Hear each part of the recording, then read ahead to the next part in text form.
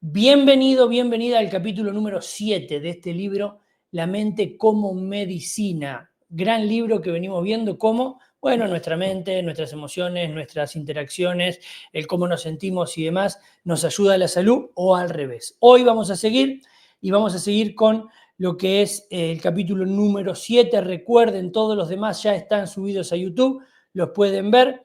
Y hoy vamos con el capítulo 7, vamos a estar un ratito leyendo y comentando. Les recuerdo también, pueden dejar los comentarios por acá abajo de lo que voy leyendo y yo con gusto los voy a estar leyendo para poder comentárselos. Así que empezamos con el capítulo número 7 de La mente como medicina de la doctora Lisa Rankin. Capítulo 7, la felicidad es medicina preventiva. La felicidad la felicidad no es algo que venga confeccionado, proviene de nuestras acciones. Su santidad, el Dalai Lama. Muy bien. Puede parecer obvio que la gente feliz y equilibrada esté más sana, pero ¿cuándo fue la última vez que tu médico te recetó un programa para aprender optimismo como una herramienta para prevenir una cardiopatía, tan eficaz como el dejar de fumar? ¿Cuándo te has prescrito a ti mismo, como parte de tu pauta de medicina preventiva, cambios en el estilo de vida y prácticas, probadas científicamente para aumentar la felicidad como una forma de prolongar tu vida de 7 años y medio a 10 años?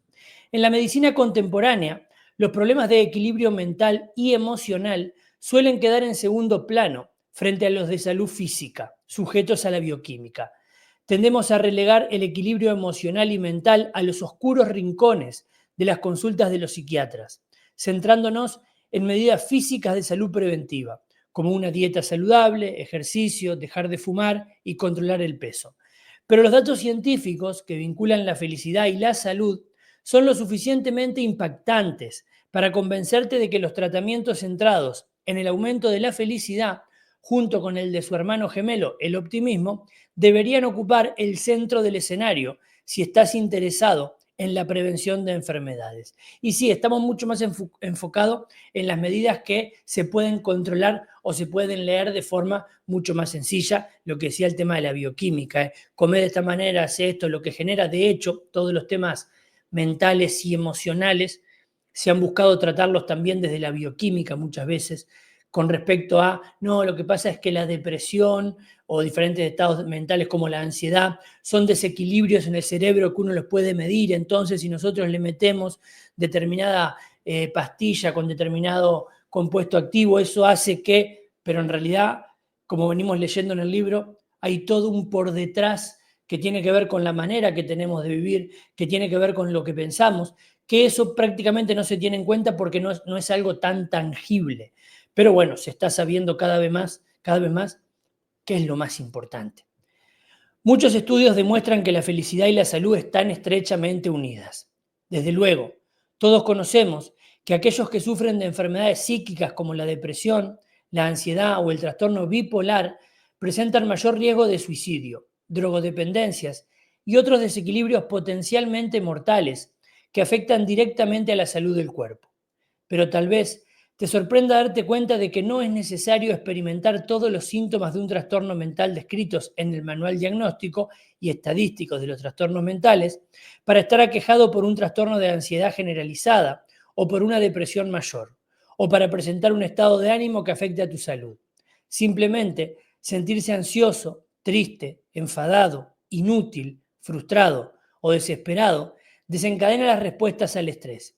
¿Y quién no se ha sentido así? Por lo menos algunas veces, ¿no? Y esto me parece que está bueno que lo ponga, porque muchas veces tenemos como esta idea de que estar bien significa estar perfecto y que no tengamos días ni de tristeza, ni de un poco de ansiedad, ¿sí? Ni de un poco de malestar, cuando en realidad eso es totalmente humano, totalmente natural, y eso es algo que puede pasar. Somos seres emocionales que pasamos por diversas emociones en diferentes días, y hay que darle lugar muchas veces a los momentos que no son tan positivos, porque es normal, ¿sí? Lamentablemente se ha patologizado los estados negativos, que en algunos casos son patología, obviamente, pero hoy en día es un poquito y ya hay algo. Los sondeos realizados con adultos estadounidenses ponen de manifiesto que solo aproximadamente la mitad, el 54%, se valoran a sí mismos como moderadamente sanos a nivel psíquico, pero no exactamente bollantes. La depresión afecta anualmente a más de 21 millones de estadounidenses y es la principal causa de discapacidad en Estados Unidos para personas entre los 15 y los 44 años de edad. También es responsable de 30.000 suicidios al año en este país. El 21% de los estadounidenses sufre de algún trastorno del estado de ánimo en su vida, como la depresión. El 28% va a padecer un trastorno de ansiedad y 1 de cada 5 estadounidenses toma medicamentos psiquiátricos, la mayoría de ellos antidepresivos. Está claro que mucha gente se siente psíquicamente enferma, pero ¿qué es exactamente la felicidad y qué tiene que ver con la salud física?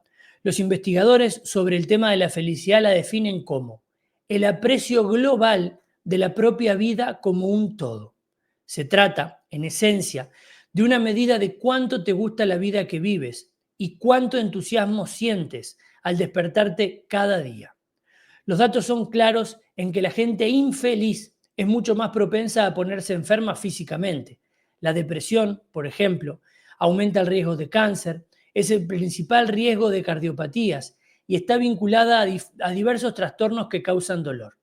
Se ha demostrado que la ansiedad aumenta el riesgo de padecer cáncer y aterosclerosis de la arteria carótida, la cual a su vez predispone a sufrir un ictus. La felicidad también afecta a la esperanza de vida. La gente con altos niveles de bienestar subjetivo viven hasta 10 años más que aquellos sin él.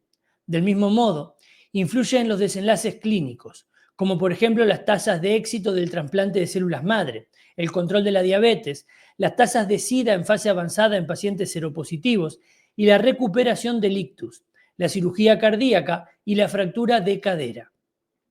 Los estudios revelan que los estados psicológicos positivos, como la alegría, la felicidad y la energía positiva, y las características como satisfacción vital, esperanza, optimismo y sentido del humor, conducen a una menor mortalidad y prolongan la longevidad, tanto en poblaciones sanas como enfermas. De hecho, la felicidad y sus estados psicológicos relacionados reducen el riesgo de padecer una cardiopatía, una enfermedad respiratoria, diabetes, hipertensión o resfriados, o bien limitan su gravedad. Según un estudio holandés en personas de edad avanzada, los estados psíquicos optimistas redujeron el riesgo individual de morir durante el periodo del estudio de 9 años en el 50%. ¿Qué te parece? ¿Sí? No es un detalle menor ese y hay que prestarle atención. El estudio Grant. El vínculo entre la felicidad y la salud física se hizo patente durante un estudio de referencia longitudinal o de incidencia llamado el estudio Grant, que realizaba un seguimiento de alumnos superdotados de segundo curso de la Universidad de Harvard, pertenecientes a 3 clases, y que se creía que eran el pináculo de la condición física, la salud mental y la esperanza para el futuro. El objetivo era observar cómo vivían sus vidas, prestar atención a su salud, felicidad, relaciones y logros. Y con suerte, aprender cómo predecir y así posiblemente controlar por qué algunas personas viven vidas felices, sanas y con éxito, mientras que otras no. Para elegir a las personas idóneas para el estudio Grant, el equipo del doctor Arlie Bock estudió cuidadosamente las historias clínicas, los expedientes académicos y las recomendaciones personales del decano. Los 268 estudiantes de la Universidad de Harvard, en su mayoría los de las promociones del 42, 43 y 44, fueron sometidos a una evaluación por parte de psicólogos y trabajadores sociales, fisiólogos y médicos para obtener datos sobre quiénes eran estos jóvenes como estudiantes universitarios de segundo curso. Los reconocimientos físicos fueron exhaustivos y tuvieron en cuenta todo, desde el funcionamiento de los órganos hasta la actividad cerebral medida con electroencefalografía. Los asistentes sociales registraron si de niños mojaban la cama, cómo recibieron su educación sexual y la dinámica de la familia en su juventud.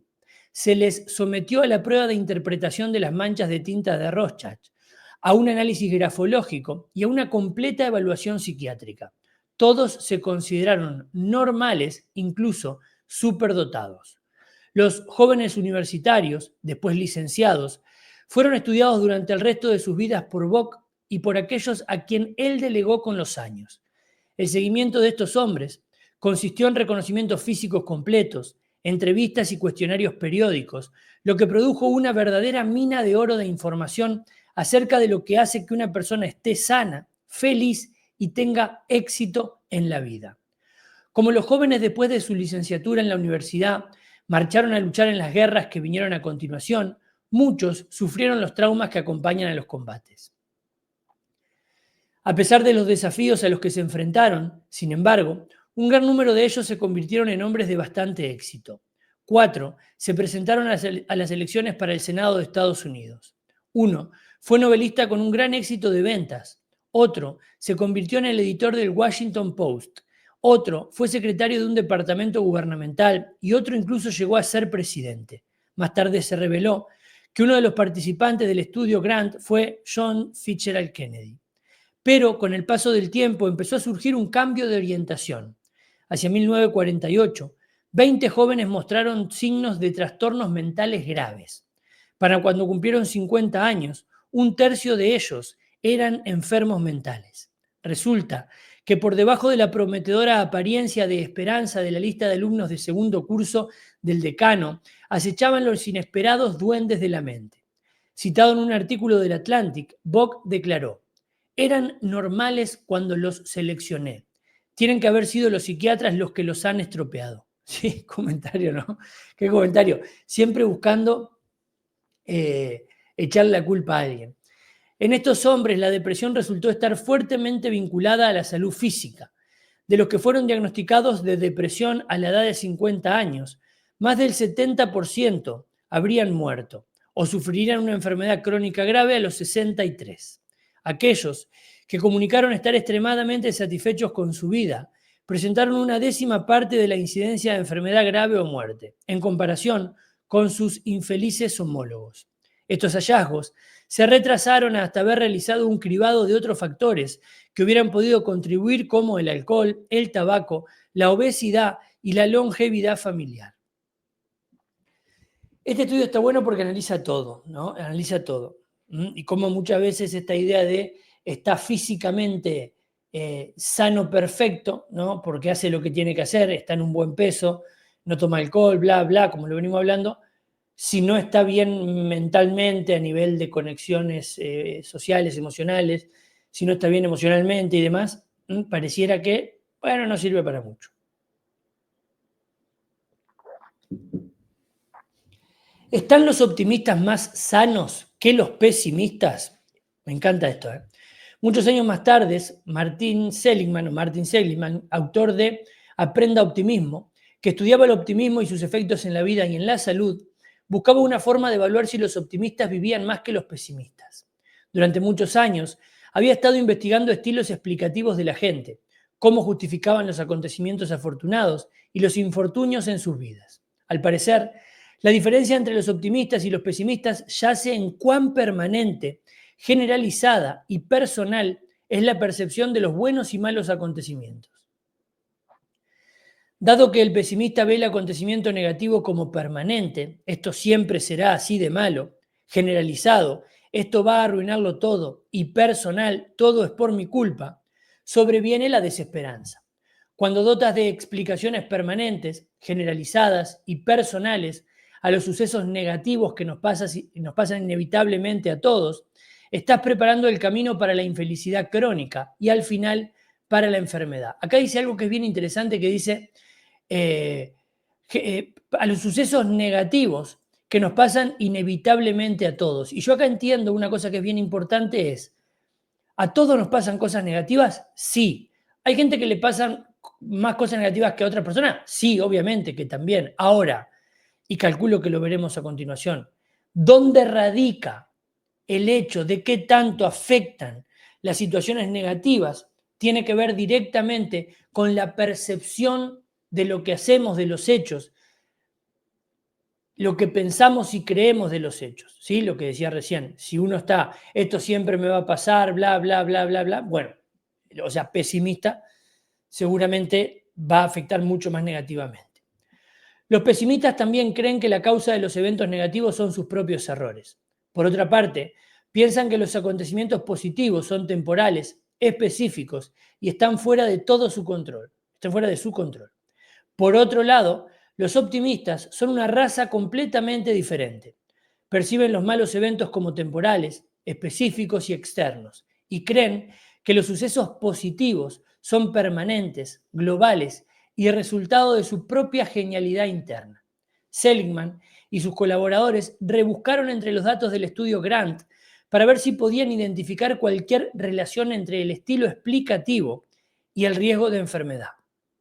En primer lugar, tuvieron que determinar si el optimismo y el pesimismo eran constantes a lo largo de su vida. ¿Existe eso de una vez uno es optimista, siempre es optimista? ¿O la gente cambia? Lo que encontraron es que mientras que el optimismo puede cambiar con el tiempo, la forma en la que la gente da una explicación a los sucesos negativos tiende a mantenerse fija durante toda su vida. Pero esto no significa que no puedas cambiar. Hablaremos de lo que puedes hacer para convertirte en una persona más optimista y disfrutar de los beneficios de salud que acompañan al optimismo al final de este capítulo. Yo creo que esto de que la mayor parte de la gente, más que nada en los estudios de hace un tiempo para atrás, no cambia, no es porque no pueda cambiar, sino porque nosotros recién estamos saliendo de una época en la cual había una premisa bastante grande que es que la gente no cambia. Hoy se sabe que la gente puede cambiar, hoy se sabe que podemos cambiar porque está mucho más estudiado todo el tema de la neurociencia. Hasta hace un tiempo se creía que, por ejemplo, no se generaban nuevas neuronas y se creía además del determinismo genético, en esta idea de uno es como es y no hay nada para hacer. Hoy en día se sabe que se puede cambiar y hay mucha gente que cambia, entonces yo creo que ahora mucho más personas van a empezar a cambiar. Pero como comentario importante, sí se puede cambiar. No, Federico, pero es que yo sos hasta que dejas de ser. O sea, pero voy a necesitar hacer un esfuerzo para cambiar. Sí, obviamente que sí. Y sí, o sea, vamos a dejar de esperar que sea todo fácil. Una vez se dieron cuenta de que los estilos explicativos relacionados con los sucesos negativos tienden a ser estables en el tiempo, Seligman y su compañera Chris Peterson probaron con los datos del estudio Grant. Lo que hallaron fue que hacia la edad de 45 años, los pesimistas del estudio Grant ya no gozaban de tan buena salud como los optimistas. Los hombres pesimistas empezaron a encontrarse enfermos cuando eran más jóvenes y de forma más grave que los hombres optimistas. Y hacia la edad de 60 años, los pesimistas estaban notablemente más enfermos. O sea, sí será importante esto, ¿eh? O sea, usted fíjense que teniendo en cuenta esto, el hecho de ser optimista debería ser algo que se nos debería enseñar. O sea, se nos debería enseñar desde que somos niños. Y no solamente se nos debería enseñar a ser optimistas, sino que se nos debería explicar por qué es mejor ser optimistas. Porque si sos pesimista, como mucha gente hay, y que de hecho hay muchas personas que incluso hasta hacen culto de ser pesimistas.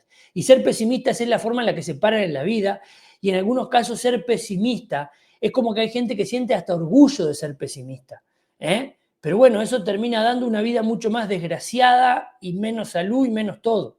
Entonces esto no es una cuestión de ser optimista desde un lugar superficial, de decir, ay, no, hay que ser optimista, que todo es bueno. No, no, es que ser optimista realmente, que es ver las cosas con un ojo más positivo, tiene impacto positivo en toda nuestra vida. Resulta que los pacientes optimistas se recuperan mejor de una intervención para la inserción de un bypass coronario. Disfrutan de sistemas inmunitarios más saludables y viven más. ¿Qué te parece, no? Un detalle no menor. No lo pasan tan mal cuando padecen enfermedades como cáncer, cardiopatías o insuficiencia renal. Los optimistas también viven más que los pesimistas. La gente con expectativas positivas es un 45% menos propensa a morir en un determinado periodo de tiempo, de cualquier causa, que los que piensan de forma negativa. Y son el 77% menos susceptibles de morir de una cardiopatía. Una actividad positiva también afecta a nuestra capacidad de prevenir una infección. En un estudio Se entrevistaron a voluntarios sanos acerca de sus actitudes y luego fueron expuestos a los virus del resfriado común y de la gripe. Aquellos con disposiciones alegres fueron más resistentes que aquellos que sin ellas. Esto me hace reír, pero me hace reír como de wow, qué increíble, ¿no? Y que me genera como cierta felicidad, me genera esperanza, no sé cómo llamarlo, pero me parece fantástico. Y me hace reír también porque digo, son cosas que nunca se tienen en cuenta y es como, me hace reír, es toda una mezcla de muchas emociones juntas, porque también es una mezcla de me río como diciendo no puedo creer que estas cosas no se tengan en cuenta y que se haga un culto, como dije recién, muchas veces al pesimismo y a la negatividad. Se efectuaron otros estudios que examinaron el optimismo frente al pesimismo. La psicóloga de Harvard, Laura Kusnag, Laura, que estudia el optimismo, siguió el rastro de 1.300 hombres durante 10 años y encontró que las tasas de cardiopatías entre los optimistas eran la mitad de la de los pesimistas. La diferencia entre los dos grupos era tan grande como la observada entre fumadores y no fumadores. O sea, escuchen eso, escuchen eso. Al parecer, los pesimistas son más propensos a padecer depresión, tienen más probabilidad de experimentar barreras ante el éxito profesional, menos de sentir placer, más probabilidad de resistir los desafíos en sus relaciones y más propensos a enfermar. Los estudios demuestran que los optimistas tienen menos infecciones que los pesimistas, presentan sistemas inmunitarios más fuertes y menor presión arterial, viven más y es menos probable que padezcan una cardiopatía. Nada, es una locura esto. Lo cual, si uno, teniendo en cuenta todo lo que venimos hablando en el libro, obviamente que tiene todo el sentido del mundo. ¿Por qué? Porque cuando vos sos optimista, haces una lectura más positiva de las cosas, sos más positivo, eso te lleva, y seguramente lo hablará ahora después, te lleva a estar más tranquilo, mejor. Cuando sos negativo, que todo va a salir mal, que no sé qué, no sé cuánto, te estresa. O sea, es lógico. En un estudio, los pesimistas tuvieron el doble de una agresiva quimioterapia cuando escribió una carta de súplica. Ah, no, me parecía.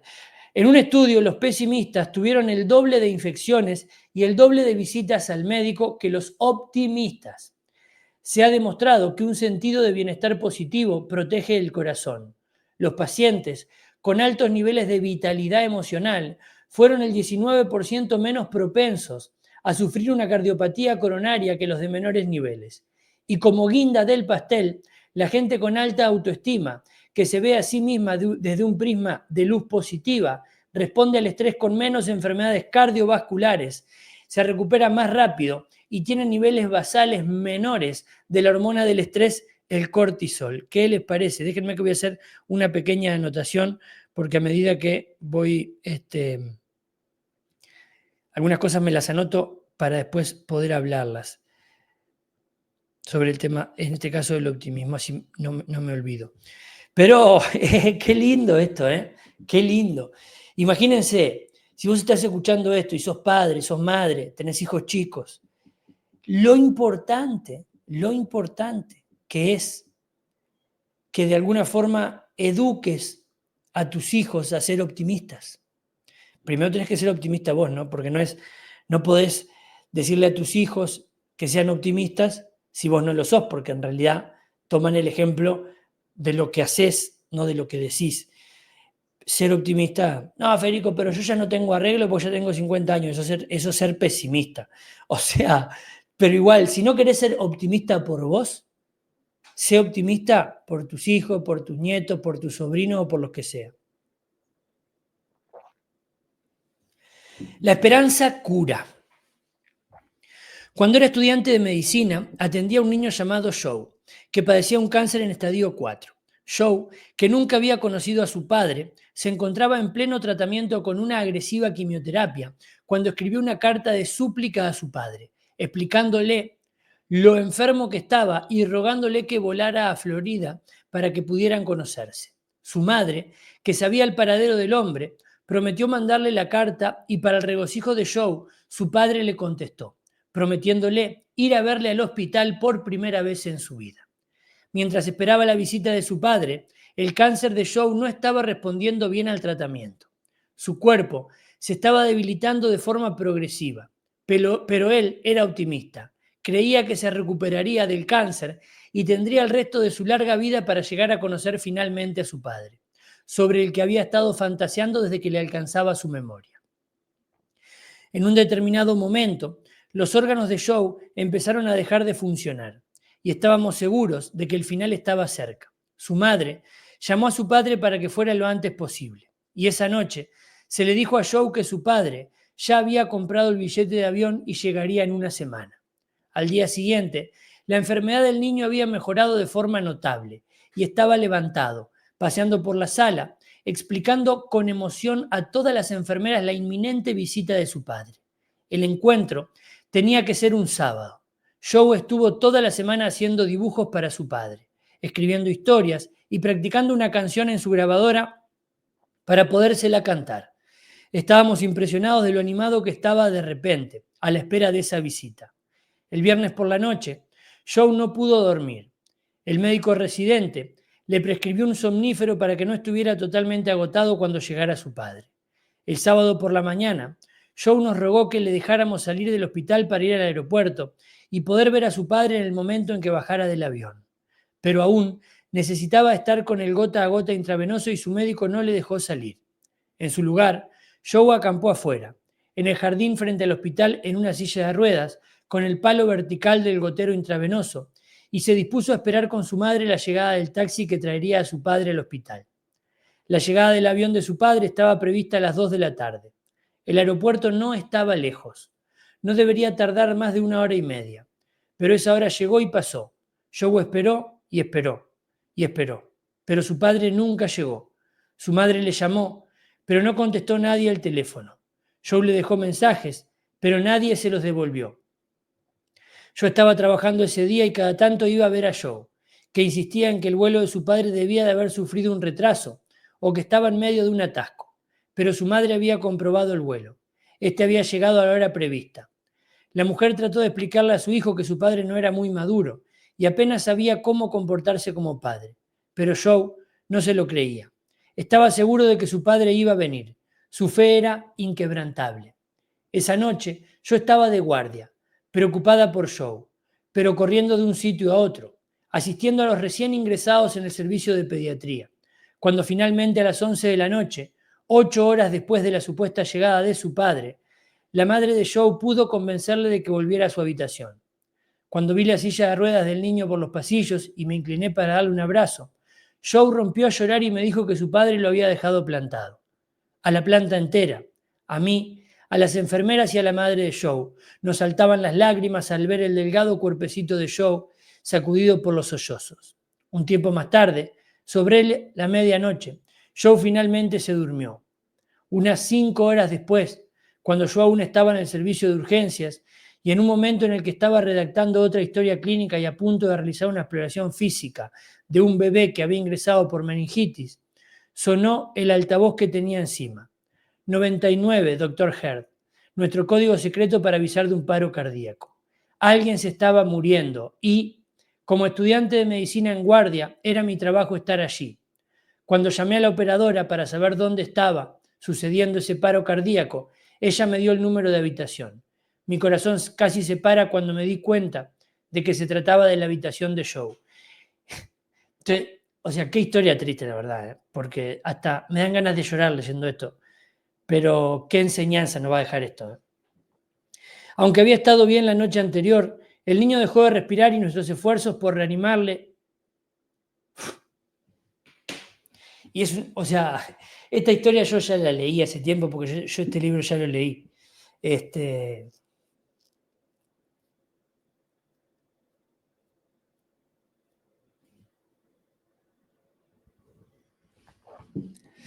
Pero bueno, nuestros esfuerzos por reanimarle resultaron fallidos. El padre de Joe nunca vino, incluso cuando la madre lo invitó a regañadientes al funeral del niño. Podemos decir que la esperanza mantuvo a Joe con vida. Esto es lo poderoso que puede ser el efecto del optimismo. Pero mientras que su historia de pérdida de la esperanza tiene un final triste, la historia de María, sobre cómo la esperanza cura, termina felizmente. María tenía 8 años cuando se le diagnosticó una forma de leucemia para la cual sus médicos le recomendaron dosis tóxicas de quimioterapia, seguidas de un trasplante de médula ósea.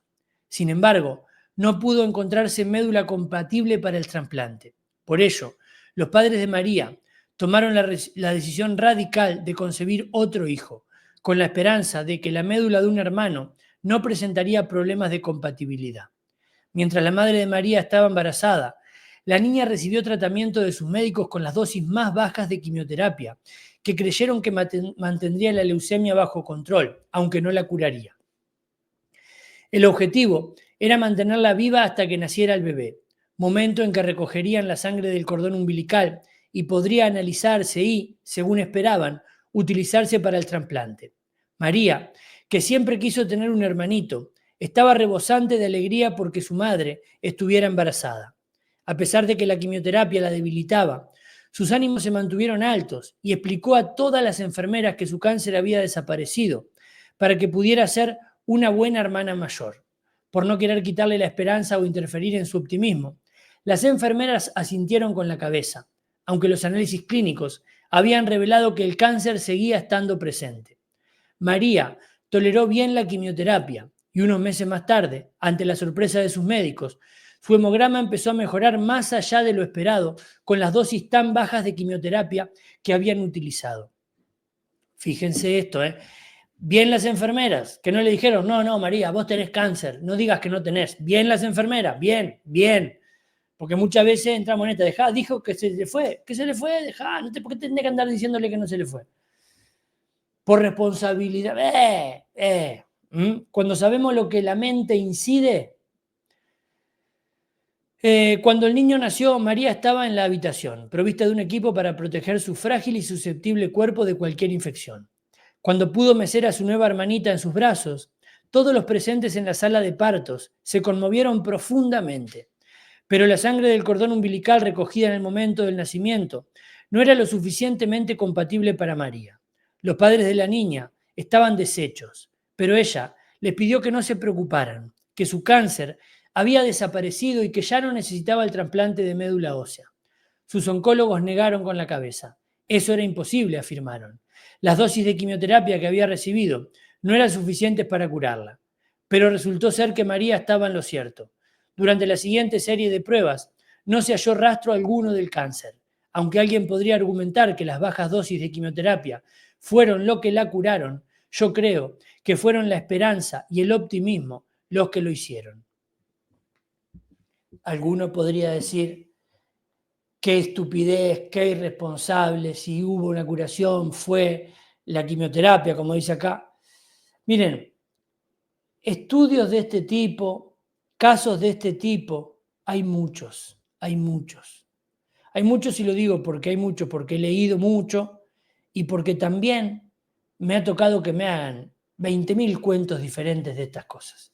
Entonces, sí, la esperanza, el optimismo cura, la esperanza, el optimismo sana. Eso es verdad, eso es verdad. No es lo mismo tener una información en la cabeza que otra. Cuando digo información digo la forma de pensar que tenemos. Indefensión aprendida y la enfermedad. Cuando trabajas en un hospital, a menudo oyes historias inspiradoras sobre la remisión de la enfermedad ligada al optimismo y de progresión de la enfermedad vinculada al pesimismo. Martin Seligman opina que lo que diferencia a los pesimistas de los optimistas es algo que él denomina la indefensión aprendida. Cuando las cosas no van como esperamos, todos, optimistas y pesimistas por igual, nos sentimos temporalmente impotentes. Cuando tu novio corta contigo, tu jefe te da la carta de despido, tu mujer muere, tu hijo es secuestrado o a ti te dan el revés de un diagnóstico de cáncer, te quedas con el consabido sin aliento y es probable que experimentes emociones negativas como tristeza, ira, preocupación y miedo. Cuando suceden cosas malas, sin embargo, la diferencia entre los optimistas y los pesimistas es que los primeros se empiezan a recuperar en el acto. Algo en ellos sabe que todo irá bien, que la tostada con mantequilla aterrizará cara arriba. Los optimistas pueden sentirse desmoralizados, incluso deprimidos durante un tiempo, pero se levantan por sí mismos, se sacuden el polvo y vuelven a ocuparse de vivir una vida feliz. Los pesimistas, por su parte, continúan sintiéndose impotentes durante mucho tiempo, lo que a menudo les sume en una espiral que les lleva derechos a una grave depresión. Los estudios revelan que cuando los pesimistas fracasan en sus relaciones, en sus negocios o en el logro de sus objetivos personales, se sienten impotentes, como si la experiencia negativa fuera a durar para siempre y a arruinarlo todo, y se hubiera producido como resultado de un fracaso personal. Con el tiempo, el sentimiento de indefensión se apodera de ellos, lo cual les deja deprimidos, a menudo, durante mucho tiempo, mucho tiempo. Sabemos desde hace mucho que posiblemente los pensamientos negativos y los factores estresantes nos hagan enfermar. Y los investigadores sospechan que la creencia negativa afecta al organismo al desencadenar la respuesta al estrés, cerrando los mecanismos naturales de autorreparación del mismo y predisponiéndolo a la enfermedad.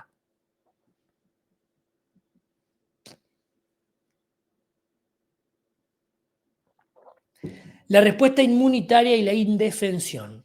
Con el propósito de dilucidar mejor el mecanismo de cómo la indefensión puede estar vinculada a la enfermedad, Madelon Visintainer, una colaboradora de Seligman, llevó a cabo un estudio en 3 grupos de ratas. El primero recibió una ligera y eludible descarga eléctrica, que una de las ratas pudo evitar cuando supo cómo. Las del segundo grupo recibieron otra ligera, pero ineludible descarga eléctrica que las dejó indefensas. El tercer grupo no recibió ninguna descarga. Antes de comenzar a realizar descargas sobre las pobres ratas, Visintainer implantó unas cuantas células cancerosas en el costado de cada rata. El cáncer sería lo que mataría a la rata si su sistema inmunitario no podía eliminar esas células. Visintainer controló minuciosamente el número de células malignas que les implantó, por lo que era de esperar que, en condiciones normales, cerca de la mitad de las ratas rechazarían el tumor y vivirían. La otra mitad sucumbiría a él y moriría. Todo estaba controlado externamente: la alimentación de las ratas, la forma en la que se alojarían y la carga de células tumorales que se inyectaría. La única diferencia entre los 3 grupos de ratas era su experiencia psicológica. Las ratas que experimentaron descargas evitables aprendieron rápidamente cómo burlar al sistema, evitando finalmente las descargas. Por su parte, las ratas que recibieron descargas ineludibles aprendieron la indefensión, y las ratas que no se sometieron a descarga alguna siguieron ocupándose de sus asuntos, liberadas del desafío de descifrar algo y del trauma de haber recibido una descarga. Como era de prever, en un mes, el 50% de las ratas no sometidas a descarga habían muerto, mientras que el otro 50% combatieron el tumor. Pero de forma curiosa, las ratas que recibieron una descarga eludible y que habían aprendido a controlar el sistema rechazaron el tumor durante el 70% del tiempo, lo que les proporcionaba una ventaja de supervivencia sobre las que no recibieron electrochoque. Las ratas que no podían escapar de la descarga, sin embargo, terminaron apáticas e indefensas y solo el 27% de las mismas fue capaz de rechazar el tumor. Todo lo anterior nos permite llegar a la conclusión de que nuestra sensación de control, capacidad para evitar el victimismo y los sentimientos de indefensión relacionados con nuestras experiencias, en particular con los traumas a los que nos enfrentamos, influyen en si enfermamos o nos mantenemos sanos. Qué bueno todo esto, ¿eh? No por las ratas, no, pobres ratas. Qué increíble uno pensar eso, ¿no? Agarran esos animalitos para matarlos para hacer estudios.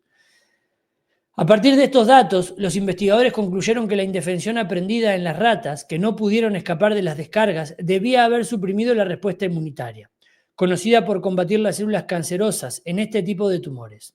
Otros estudios en estas ratas indefensas descubrieron que, en efecto, las descargas ineludibles debilitan el sistema inmunitario.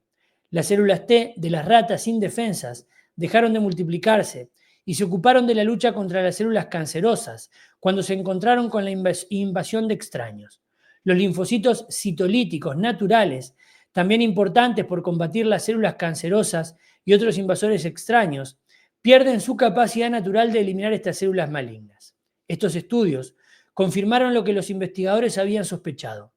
Los estados psicológicos afectan directamente al resultado de la remisión de algunas enfermedades, por lo menos de aquellas en las que participan los procesos de inmunización celular, como es el caso de muchos tipos de cáncer.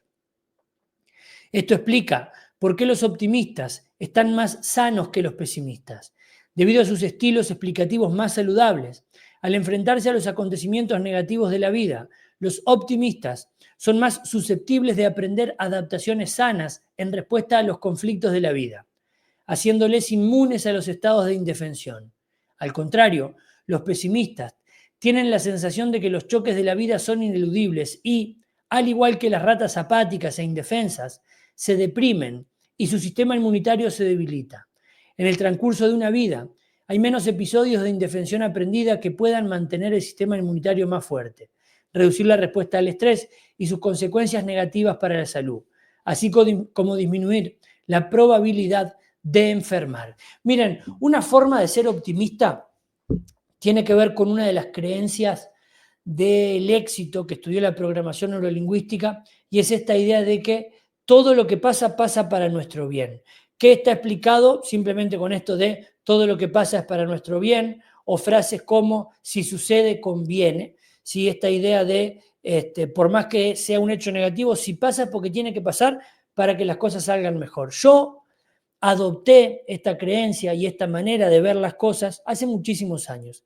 A mí personalmente me ha ayudado mucho, porque como a todos nos pasan cosas negativas, a mí me han pasado cosas negativas, como probablemente a vos también, pero te puedo decir que cada vez que me ha pasado algo negativo, e incluso hasta no hace mucho, mi cabeza siempre es, bueno, pasó, pero de esto algo bueno va a salir. Así que sigamos, me permito sentir el malestar, me permito sentir la tristeza, me permito sentir el estrés que genera eso. Sí, no quiere decir que uno lo niegue, no quiere decir que uno lo niegue, pero esto malo está pasando porque hay algo bueno para que venga. Obviamente, en situaciones, yo te lo digo siempre, en situaciones, en la mayoría de las situaciones, porque a mí la verdad es que no me da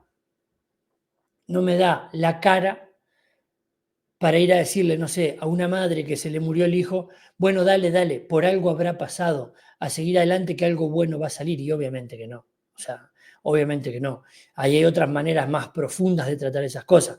Pero estamos hablando de cosas en el día a día o hasta incluso fuertes, pero que no son tan fuertes como eso, obviamente. Pero esto de todo pasa para nuestro bien es una manera de ser optimista que está buena. El control como antídoto de la indefensión. Si las ratas podían combatir el cáncer ejerciendo un mayor control sobre su entorno, ¿existe alguna prueba de que los seres humanos respondamos de la misma forma? Para comprobar si la indefensión aprendida podría contrarrestarse con una mayor sensación de control, elección y responsabilidad personal, un grupo de investigadores que trabajaban con internos de una residencia de ancianos diseñaron un estudio para evaluar la salud física de los internos en respuesta a cambios positivos realizados en las instalaciones. Dividieron la residencia en dos grupos, el primer piso y el segundo. Todos los internos podían disfrutar de las mejoras que les ofrecía la residencia. Tortillas en lugar de huevos revueltos, una película de cine los miércoles o los jueves por la noche y plantas para disfrutarlas en su habitación si así lo deseaban. Pero, para aprovechar estas oportunidades, se les dio a los internos del primer piso una opción y una responsabilidad adicional. Tenían que elegir qué tipo de huevos querían, inscribirse para ver la película el miércoles o el jueves y regar sus propias plantas. A los internos del segundo piso, en cambio, se les dio las mismas oportunidades, pero no se les ofreció la posibilidad de elegir ni tampoco ninguna responsabilidad personal. Se establecieron sus programaciones, dejándoles, en esencia, sin autoridad alguna. Los lunes, miércoles y viernes eran los días de la tortilla. Los martes y los jueves, los días de los huevos revueltos. Se les asignó una película por la noche sin darles la opción de elegir, y tampoco pudieron escoger ni regar sus propias plantas. Al cabo de 1 año y medio, los investigadores observaron que los internos del primer piso, aquellos con posibilidad de elección y responsabilidades personales, estaban más activos, más felices y habían sido menos propensos a morir durante el periodo del estudio. Según parece, la posibilidad de elección, la responsabilidad personal y la capacidad de sentirse útil son buenas para la salud, probablemente porque hace sentir a uno más feliz y esto deja al cuerpo con mayor capacidad de repararse a sí mismo. Esto es súper interesante y pasa mucho cuando dejamos de tener una responsabilidad, muchas veces nos vamos para abajo. Y esto pasa mucho en personas cuando se jubilan, por ejemplo, ¿no? Que si bien capaz tienen un trabajo, que ya están cansados, pero en ese trabajo tienen responsabilidades y bla, bla, cuando dejan de trabajar pueden descansar, pero dejan de tener responsabilidades. Entonces a muchas personas, y esto es una realidad, a muchas personas la jubilación, por ejemplo, les pega para atrás, les pega para negativo. Y tiene que ver con estas cosas. O sea, es un cúmulo de cosas, ¿no? Porque también tiene que ver con lo de la interacción social que hablábamos en los otros capítulos, ¿sí? Tiene que ver con varias cosas, pero cosas que habitualmente no se tienen en cuenta. La alegría predice la longevidad.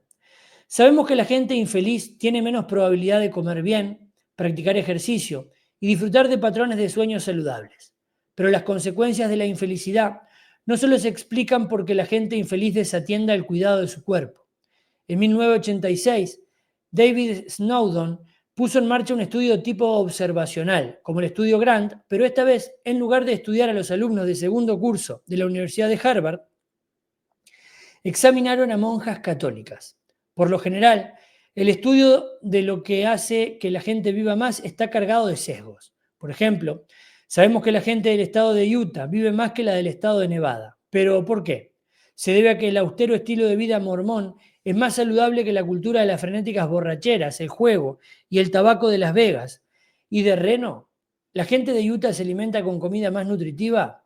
¿El aire de Utah está más limpio? ¿Están los ciudadanos de Utah menos estresados? Dado que este tipo de variables hacen que los estudios de longevidad sean difíciles de interpretar, es útil estudiar poblaciones para las cuales muchas de estas variables estén controladas. Por eso, el estudio de las monjas viene como anillo al dedo. Los hábitos de salud de estas monjas, por otra parte, estaban bastante bien controlados. En líneas generales, según la misma dieta suave, ni fumaban, ni seguían la misma dieta suave, ni fumaban ni bebían. No estaban casadas, no tenían hijos ni contraían enfermedades de transmisión sexual. Su clase social y económica era parecida y tenían el mismo acceso a una buena asistencia médica. Esto hizo más sencillo esbozar conclusiones sobre lo que primaba para vivir más años. Podríamos pensar que una población tan similar entre sí podía tener parecidas expectativas de vida. Sin embargo, aún con todas las típicas variables de confusión controladas, seguía habiendo una amplia variación sobre los años de vida de las monjas y cuán sanas se encontraban. ¿Por qué esta disparidad? Al entrar en el convento, se pedía a las novicias que escribieran la historia de su vida hasta ese momento. El promedio de edad de las que escribían estas autobiografías era de 22 años. En el momento en que empezó el estudio, muchas de las monjas ya eran ancianas. Las autobiografías que habían escrito tantos años atrás se utilizaron para evaluar su felicidad en la juventud. Desde entonces, se realizó un seguimiento de estas monjas para el resto de sus vidas. Una de estas hermanas fue Cecilia Opaine, que se convirtió en novicia en la Escuela de Hermanas Religiosas de Notre Dame en 1932. En su autobiografía escribió: Dios hizo que mi vida comenzara así, al concederme la gracia de un valor inestimable. El año anterior, que pasé estudiando como aspirante en el Colegio de Notre Dame, fue un año muy feliz. Ahora espero ansiosa la alegría de recibir el hábito sagrado de Nuestra Señora y llevar una vida de unión con el amor divino. En cambio, otra monja que hizo los mismos votos, Marguerite Donnelly, escribió: Nací el 26 de septiembre de 1909, soy la mayor de 7 hijos, 5 chicas y 2 chicos. El año como aspirante lo pasé en la casa madre, enseñando química y segundo año de latín en el Instituto de Notre Dame. Con la gracia de Dios, trato de hacer todo lo posible por nuestra orden, para la difusión de la religión y para mi santificación personal. ¿Puedes detectar la diferencia entre las dos? Cecilia utilizó palabras efervescentes como muy feliz y ansiosa alegría, mientras que la prosa de Marguerite no contenía tal alegría. Así, ¿qué pasó con estas jóvenes monjas? Tal como describe Martin Seligman en La auténtica felicidad, a los 98 años, Cecilia Opaine no había estado enferma ni un solo día de su vida. Marguerite Donnelly, sin embargo, padeció un ictus a los 59 años y murió poco después. Cuando los investigadores analizaron la historia de la vida de las monjas, encontraron que el 90% de las monjas más alegres aún vivían a la edad de 84 años, mientras que solo el 34% de las menos alegres continuaban vivas. De hecho, el 54% de las monjas más alegres seguían siendo muy activas a la edad de 94 años, frente al 11% de las menos alegres. En general, se halló que las monjas felices viven 7 años y medio más que sus semejantes infelices. Otros estudios revelan que la gente feliz vive hasta 10 años más que la gente poco feliz.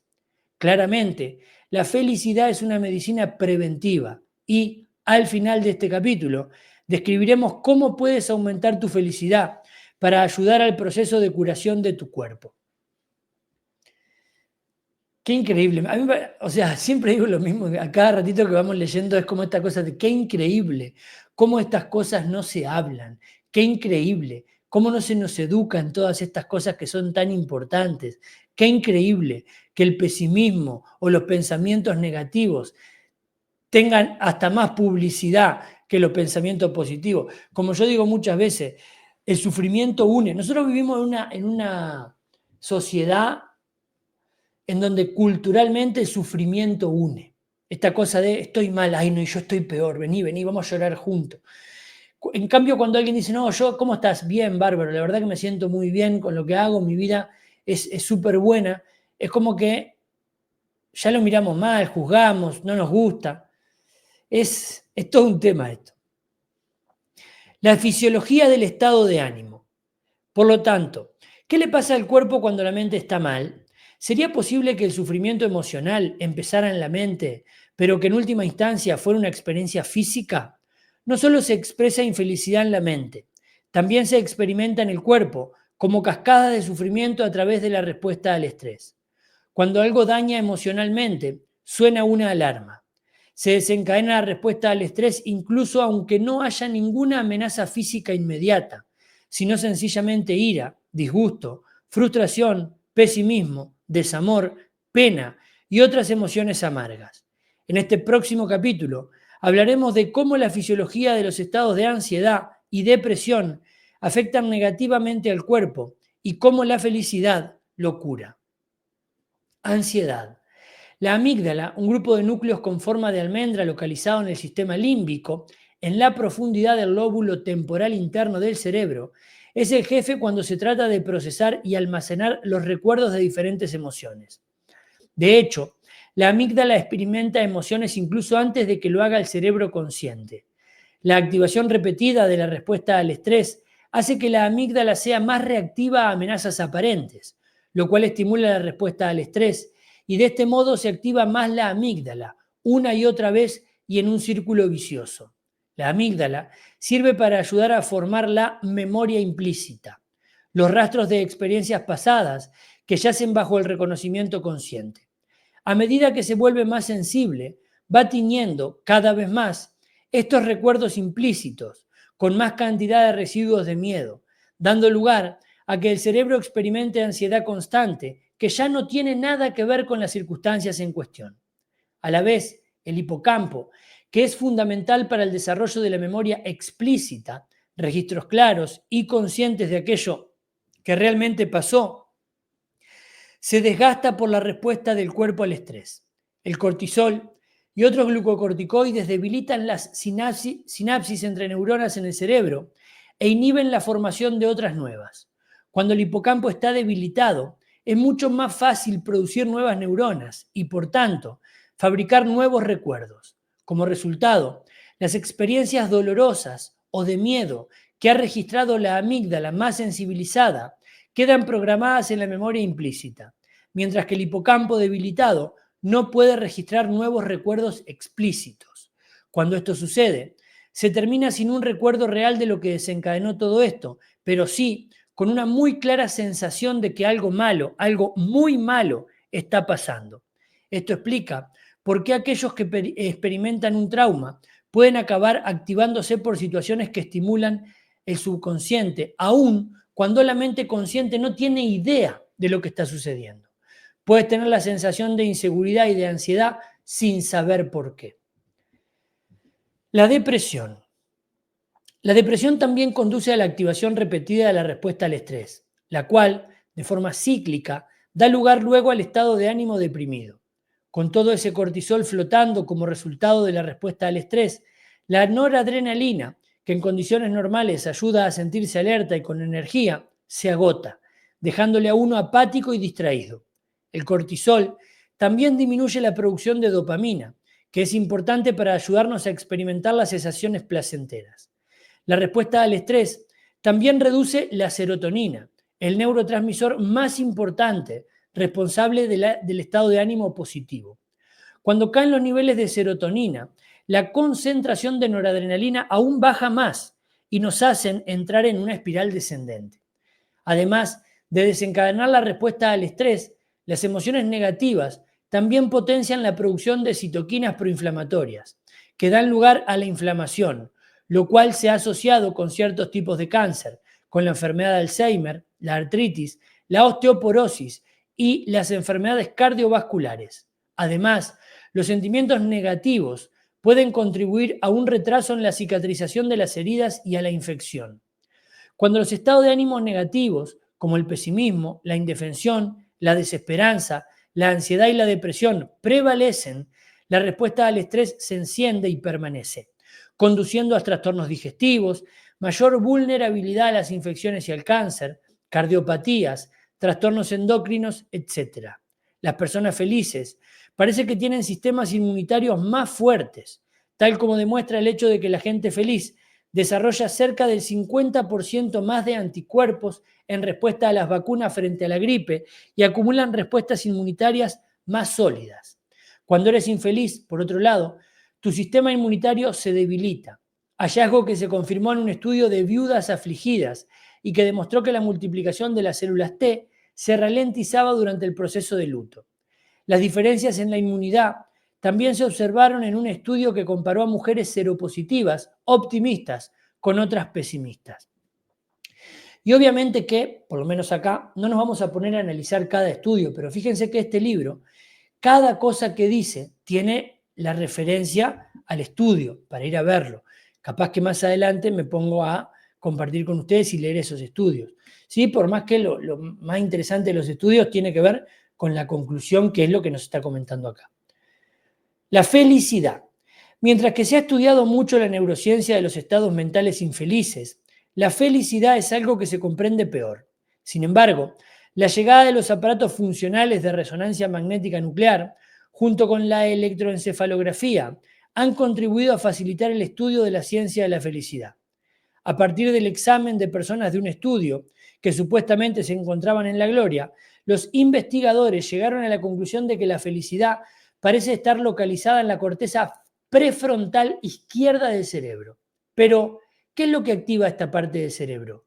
¿Y qué podemos hacer para tener nuestra corteza prefrontal izquierda más activada? Lo más probable es que la respuesta tenga algo que ver con neurotransmisores, como la dopamina, la oxitocina, las endorfinas, el óxido nítrico y la serotonina.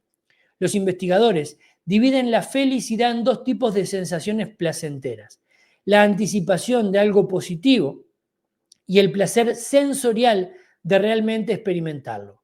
Por ejemplo, puedes sentirte feliz fantaseando sobre tus próximas vacaciones en una playa de Bali, planificando cómo vas a gastar tu paga de beneficios que recibirás en el trabajo si lo haces bien, o visualizando la emoción de finalmente besar a la persona de la que estás enamorada. Pero también sería posible sentirse feliz disfrutando de la calidez del sol con aguas azules y cristalinas rompiendo alrededor de tu cuerpo, dejando deslizar el jersey de cachemir que acabas de comprar con tu paga de beneficios y acariciando los suaves labios de tu amante mientras tu cuerpo se rinde al placer. Cuando te sientes feliz porque estás anticipando algo emocionante, tu cerebro enciende el área del núcleo accumbens, el centro del placer del cerebro. La activación de esta parte del cerebro es muy posible que esté relacionada con el neurotransmisor dopamina, que gestiona las transferencias de las emociones positivas entre la corteza prefrontal izquierda y los centros de las emociones en el núcleo accumbens. La gente con receptores de la dopamina hipersensibles tienden a tener mejores estados de ánimo. Es posible que la dopamina sea el neurotransmisor principal asociado al tipo de felicidad que experimentas cuando estás luchando por conseguir un objetivo y cuando luego lo consigues, mientras que otros neurotransmisores tal vez sean responsables de otro tipo de felicidad, como los sentimientos de amor o las sensaciones de placer físico. Por ejemplo, la oxitocina, la hormona del abrazo, que participa en el emparejamiento y se libera cuando te enamoras o aprietas contra ti a tu niño, puede explicar parte de cómo la felicidad afecta a tu salud. Esta hormona, producida en el hipotálamo y secretada por la glándula pituitaria, reduce la inflamación al disminuir las citoquinas. También leo citoquinas porque dice citocinas, pero también se dice citoquinas. No piensen, Federico, qué mal lees. Eso significa, lo aclaro por las dudas. También inhibe indirectamente la liberación de la corticotropina, regulando a la baja, así el eje hipotálamo-hipófisis suprarrenal, que se activa durante la respuesta al estrés. En la gente feliz se ha hallado menos cantidad de cortisol, probablemente porque sienten menos estrés, miedo, ira y otras emociones que se sabe que desencadenan la respuesta al estrés. La oxitocina también activa los receptores de la serotonina, levantando el ánimo e inhibiendo la amígdala, de la que puede surgir el miedo que desencadena la respuesta al estrés.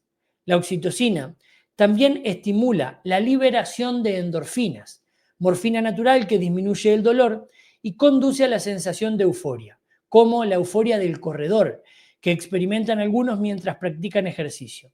Las endorfinas, que se liberan de la hipófisis durante el ejercicio, el amor y la excitación, desencadenan la liberación de la dopamina, que a su vez estimula el núcleo accumbens y lleva a tener sensación de placer. Los sentimientos de placer sensorial también estimulan la liberación del óxido nítrico, un potente vasodilatador que aumenta el flujo sanguíneo y se conoce por proteger a ciertos órganos de lesiones isquémicas que ocurren cuando a un determinado órgano no le llega suficiente sangre. Lo más probable es que la felicidad también afecte al sistema inmunitario, tal como se demostró con las ratas repletas de células tumorales y sometidas a descargas evitables o ineludibles. La indefensión aprendida, experimentada por las ratas y también por los pesimistas que tienden a ser infelices, hace que el sistema inmunitario sea más pasivo, dejándoles más vulnerables a las infecciones, al cáncer y a otras enfermedades mediadas por la inmunidad. Los optimistas que tienden a estar felices son menos propensos a la indefensión aprendida, aquella que, durante el transcurso de una vida, puede dejar al sistema inmunitario sin fuerza. El efecto de menos respuestas al estrés en el organismo, así como las consecuencias a largo plazo de un sistema inmunitario más fuerte, pueden explicar las diferencias de longevidad entre la gente feliz y la infeliz. Cuando nos dicen que hagamos cosas que nos hacen felices, bueno, tiene una explicación. O como decía uno de mis maestros de programación neurolingüística, tenemos que tener un amante. Y lo decía un poco en broma en el sentido que no es que haya que tener un amante sexual fuera del matrimonio y demás, sino que le decía, tenemos que tener un amante, significaba tenemos que hacer algo que amemos hacer. ¿Por qué? Por todo lo que eso genera, lo bien que nos hace sentir y todo lo que venimos viendo en este libro. ¿La felicidad cura la enfermedad? Aunque existan numerosas pruebas que corroboran la idea de la felicidad como medicina preventiva que auspicia la longevidad en poblaciones sanas, lo que está menos claro es si la felicidad también puede ayudar a tratar una enfermedad ya existente. Los datos son contradictorios. Algunos estudios muestran tasas de recuperación de la enfermedad notablemente mejores en las personas felices. Un estudio de pequeño tamaño muestral, por ejemplo, evaluaba a 34 mujeres que sufrían de un segundo episodio de cáncer en el Instituto Nacional del Cáncer, donde estaban sometidas a exhaustivas exploraciones físicas y psicológicas, incluido un análisis del optimismo. Dado que la supervivencia después de un segundo episodio de cáncer de mama es rara, después de aproximadamente un año, la mayoría de las mujeres comenzaron a morir, pero unas cuantas sobrevivieron. ¿Quiénes vivieron más? Las que eran más felices. Pero así como algunos estudios sugieren que una actitud alegre y un espíritu luchador aumenta la supervivencia en pacientes enfermos, los datos revelan que una actitud positiva, aunque es posible que prevenga una enfermedad, no siempre es suficiente para combatir una enfermedad que ya existe. De hecho, perdón, Algunos argumentan que la idea de luchar frente a una enfermedad grave con la felicidad es una ilusión absurda que se limita a dejar al paciente con un sentimiento de culpa. Entonces, ¿por qué la felicidad puede prevenir la enfermedad, pero no curarla? Es difícil de decir, pero lo más probable es que sea por el efecto beneficioso de la felicidad. Tiene más que ver con los efectos fisiológicos de la felicidad acumulados en el cuerpo que con la capacidad que pueda tener el propio estado de ánimo feliz u optimista para curarlo una vez que las cosas han ido mal. Por ejemplo, está claro que sentirse feliz puede reducir la exposición en la vida a la respuesta al estrés, disminuyendo el riesgo cardiovascular en este tiempo. Pero una vez que las arterias coronarias ya están bloqueadas con una arteriosclerosis, tal vez un estado de ánimo positivo solo no vaya a ser suficiente para acabar con ello. Otra explicación para esta disparidad de datos es que los mecanismos de la enfermedad varían y los mecanismos de la autorreparación en el organismo también varían. Se ha demostrado que la felicidad, por ejemplo, mejora la actividad del sistema inmunitario, mientras que la indefensión aprendida lo debilita. Pero para las enfermedades no relacionadas con el sistema inmunitario, el humor o el estado de ánimo influyen menos en el desenlace de una enfermedad.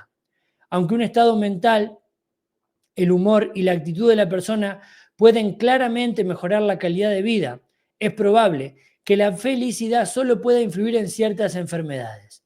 Pero como los datos son contradictorios y la felicidad también tiene otros efectos, ¿qué tienes que perder dando los pasos necesarios para sentirse más feliz? Bueno, sí, obviamente, eso, la verdad que esto de el hecho de hacer las cosas que nos hagan feliz, que nos hagan sentir más feliz, debería ser un estilo de vida, una manera de vivir independientemente de cualquier otra cosa.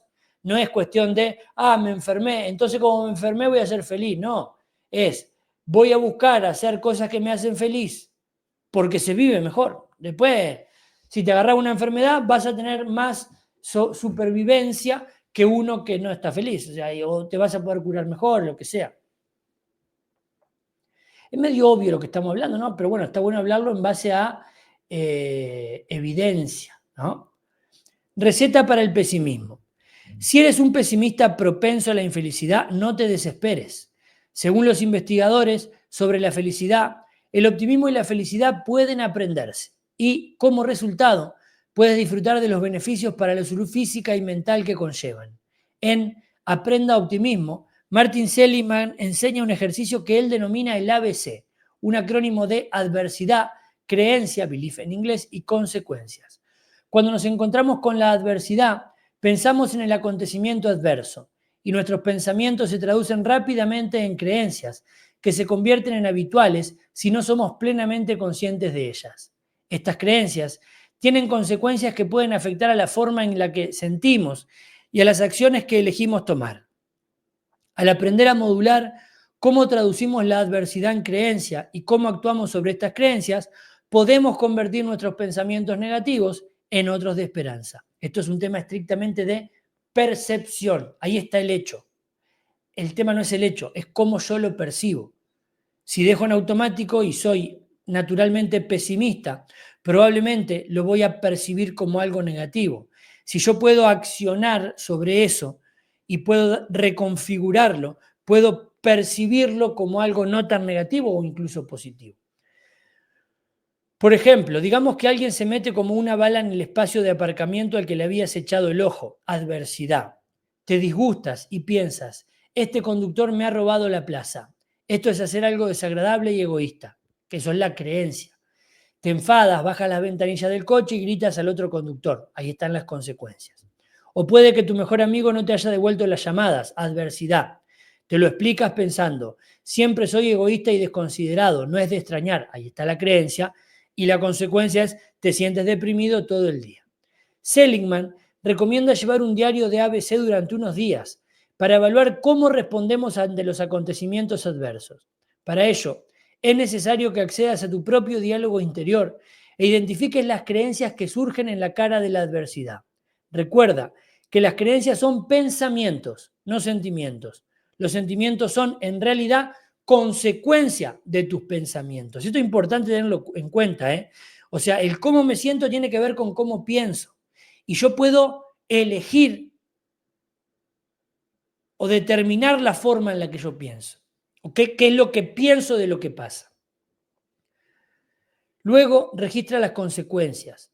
¿Cómo te has sentido o cómo has actuado en respuesta a las creencias que han aparecido a causa del acontecimiento adverso? Después de revisar las creencias que salen en la cara de la adversidad, es posible que los pesimistas noten cómo las creencias que surgen desencadenan estados o comportamientos emocionales negativos, mientras que los optimistas notarán que sus creencias les ayudan a contrarrestar tal adversidad rápidamente. Y ahora viene lo curioso. Si de forma natural tiendes hacia el pesimismo, puedes aprender a cambiar las creencias que surgen de cara a la adversidad. Y al cambiar estas creencias, puedes cambiar las consecuencias y mejorar tu salud.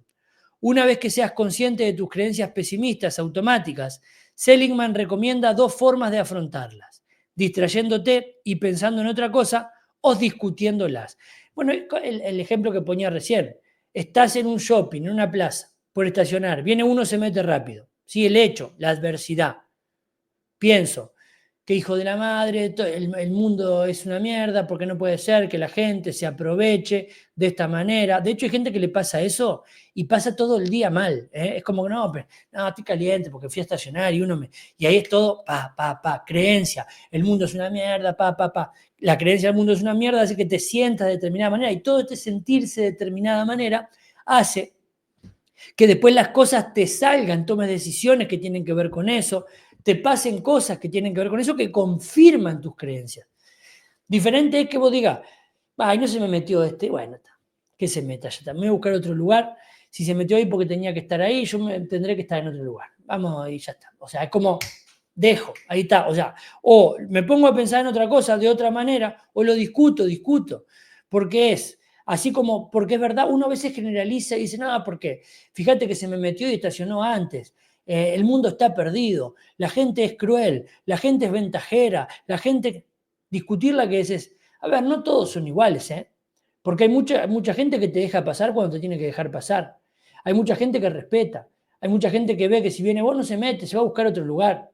Pero ahí muchas veces no hacemos, decimos, oh, qué bien la gente, el mundo es hermoso. Entonces, está bueno ese ejercicio que plantea Seligman, en el sentido de reflexionarlo, a ver, y llevar como, a ver, me pasó esto, ¿qué hice? ¿Qué creí? ¿Qué es lo que pensé? Para distraerte de una creencia pesimista, trata de hacer lo que los investigadores llaman la técnica de la detención del pensamiento, que supone interrumpir los patrones habituales de pensamiento. Por ejemplo, estampando la palma de la mano contra una pared y exclamando ¡alto! También puedes hacer sonar fuerte una campana, llevar contigo una tarjeta de 7 por 12 centímetros con la palabra alto, en grandes letras rojas, o ponerte una goma en la muñeca y estirarla y soltarla contra la piel para parar la rumiación obsesiva. Combinando estas técnicas de desvío de la atención, pueden producirse resultados de mayor duración. Cuando gritas alto o sueltas la goma de la muñeca, te estás concentrando conscientemente en otra cosa.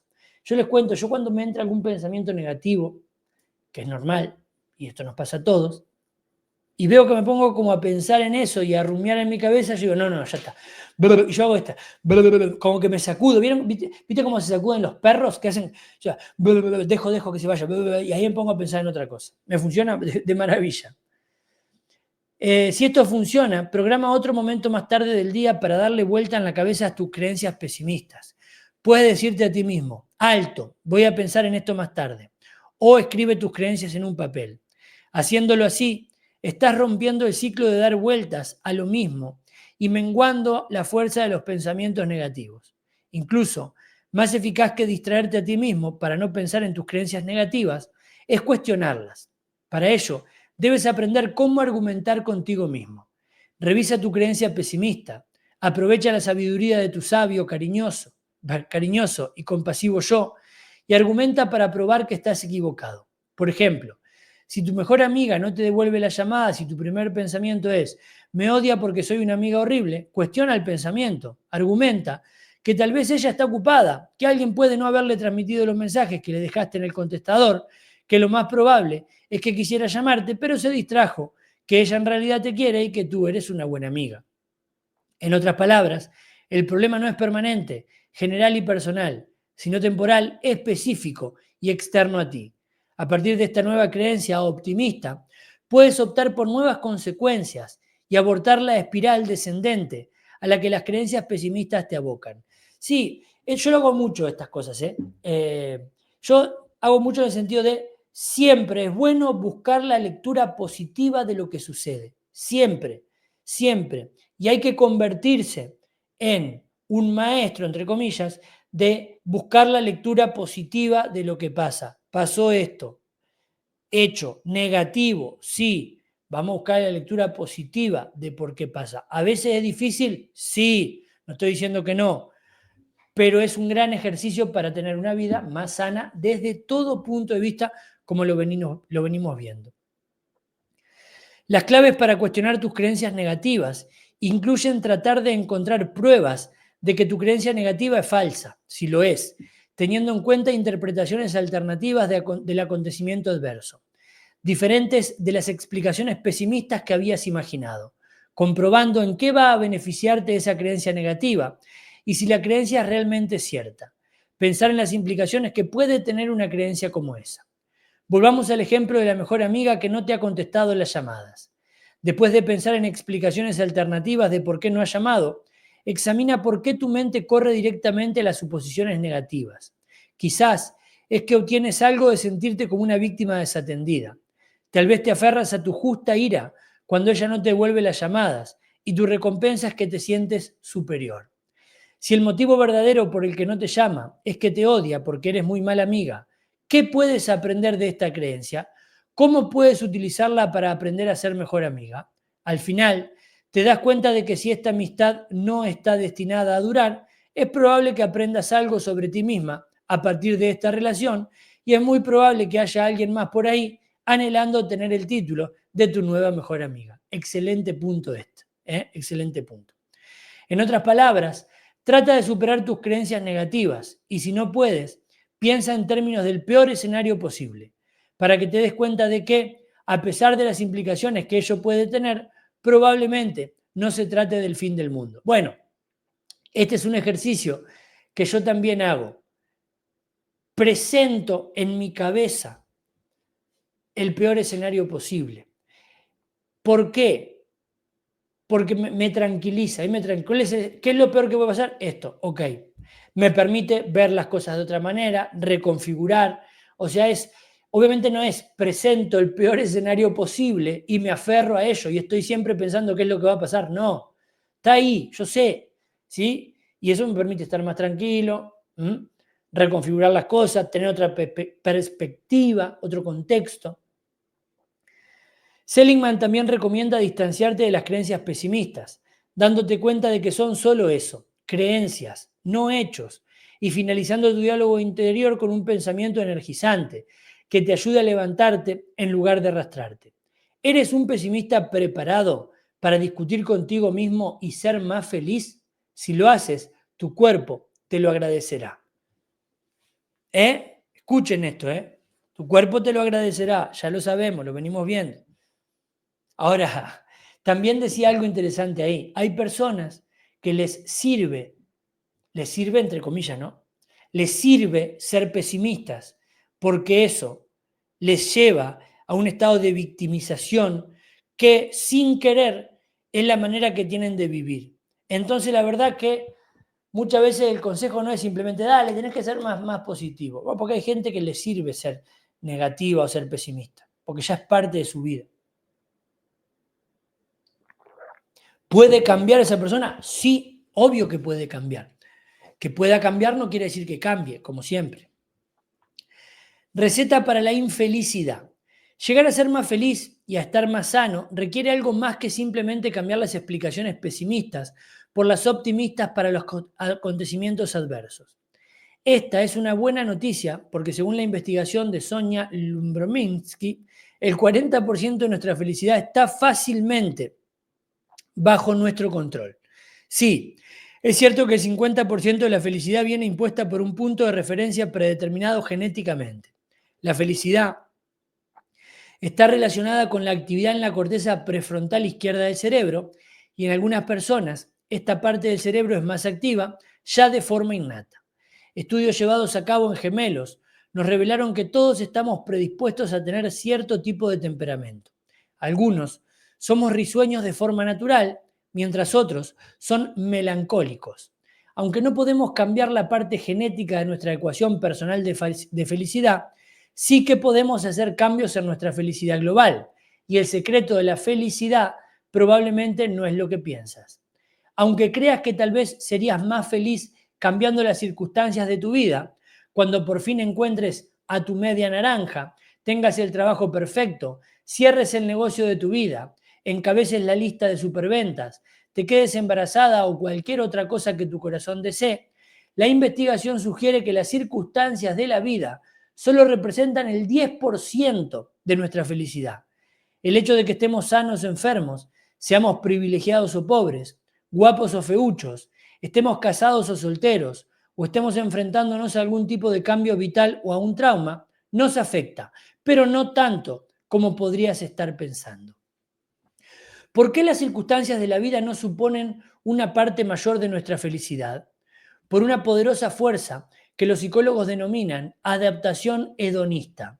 Cuando finalmente consigues algo que quieres, la persona de tu vida, más dinero, una posición social más alta, mayor belleza o alguna posesión material, esto te hace feliz durante un corto periodo de tiempo. Voy a poner acá. Pero rápidamente vuelves al punto de partida o de referencia. Cuando ocurren cosas buenas, obtenemos un impulso de felicidad, pero este no es sostenido. Por ejemplo, los recién casados se sienten más felices, por lo general, durante unos 2 años, y luego vuelven a su punto de partida de la felicidad. Pero aquí están las noticias realmente buenas. El 40% de nuestra felicidad no está relacionada con nuestro punto de partida genético de la felicidad, ni tampoco se halla sujeto a la adaptación hedonista.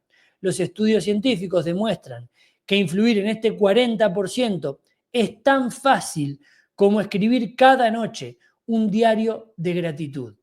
Tal como se describe en La auténtica felicidad, Martin Seligman llevó a cabo un estudio y enseñó a una única estrategia inductora de la felicidad a un grupo de personas con una depresión muy fuerte.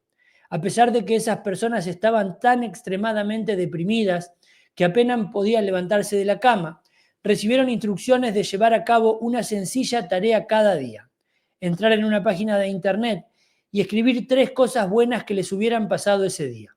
A los 15 días, su depresión había mejorado. Pasaron de estar gravemente deprimidos a de leve a moderadamente deprimidos. El 94% comunicó sentirse mejor. Fíjense, el ejercicio de la gratitud y el poner en contexto todo nos puede ayudar muchísimo, muchísimo. En La ciencia de la felicidad, Sonia comparte sus hallazgos de un estudio en el que se examinaba a gente feliz. Lo que observó fue que las personas más felices no eran las más ricas, las más guapas o las que tenían más éxito. En su lugar, parece ser que la puerta del éxito hacia la felicidad no está tanto en cambiar nuestras tendencias naturales o incluso nuestras circunstancias en la vida, sino en adoptar ciertas conductas que se ha probado científicamente que aumentan la felicidad. En su estudio, la gente feliz compartía los mismos rasgos. Dedicaban gran parte de su tiempo a alimentar sus relaciones con la familia y los amigos. Se sentían cómodos expresando gratitud por lo que tenían. Eran los primeros en tender una mano a alguien. Eran optimistas al imaginar su futuro. Saboreaban los placeres de la vida y trataban de vivir el momento. Practicaban deporte con frecuencia, estaban profundamente comprometidos con las metas y ambiciones para toda la vida y mostraban aplomo y fortaleza al enfrentarse a los desafíos inevitables de la vida. También descubrió que se puede ser más feliz evitando pensar en exceso, liberándote a mí mismo de rumiar pensamientos, eliminando las comparaciones sociales, tomando medidas para resolver los problemas tan pronto como estos aparezcan, buscando el sentido en medio de la tensión o el estrés, pérdida o trauma, perdonando, participando en actividades con las que te sientes fluir, sonriendo más y haciendo todo lo posible por cuidar tu cuerpo. Creo que vivir acorde con tu verdad también es vital para la felicidad y los estudios lo confirman. Steve Cole y sus colaboradores bueno, ya hace como 1 hora y media que estoy leyendo, y sus colaboradores en UCLA investigaron a hombres homosexuales seropositivos para comprobar si el hecho de haber salido del armario o no afectaba la progresión de su enfermedad. Se pidió a los participantes del estudio que se puntuaran a sí mismos según definitivamente dentro del armario casi siempre, la mitad del tiempo dentro y la mitad fuera, fuera del armario casi siempre o completamente fuera del armario. Esto, por si alguien no lo entiende, lo de fuera del armario, dentro del armario, es una expresión que se usa que si salió del armario significa que dijo que era homosexual, si no, no. No sé de dónde salió esta expresión, pero me parece como hasta aberrante. Es raro, pero bueno, o sea, es como, si es gay, homosexual, yo qué sé. Hoy en día me parece que ya hablar de estas cosas, pero bueno, no importa, está bueno el estudio en el sentido de habló lo que le pasaba, lo dijo.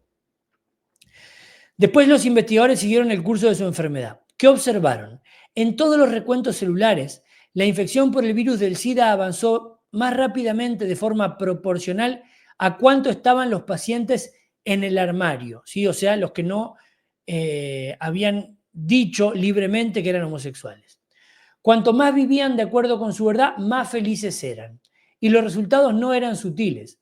Los que estuvieron mayoritariamente o casi todo el periodo del estudio en el armario presentaron una cifra críticamente baja de CD4, equivalente al empeoramiento de la enfermedad, un 40% más rápido que aquellos que estaban fuera siempre o el mayor tiempo y murieron el 21% más rápido. Cuando haces lo posible para aumentar tu felicidad, la salud de tu cuerpo tiende a seguirte. Y esto fue el capítulo número 7 de este excelente libro, La mente como medicina. Si tenés ganas de dejarme un comentario, déjamelo por ahí abajo. Acá tenemos todas las referencias súper interesantes. Y bueno, mañana vamos a estar leyendo el otro. Pero bastante interesante, bastante interesante, les diré, este capítulo. No sé qué les pareció. O sea, vivir con tu verdad. Este estudio último tiene que ver con esto de la homosexualidad o no, pero la verdad no tiene solamente que ver con eso. Tiene que ver con la expresión de lo que a uno le gusta, ser uno mismo, ¿no? Si será importante todo eso. Es súper interesante todo esto de que los optimistas realmente viven más, que los optimistas realmente están más sanos. Y esta idea de que, bueno, que se puede aprender a ser optimista. Esto está bueno, ¿eh? Está bueno.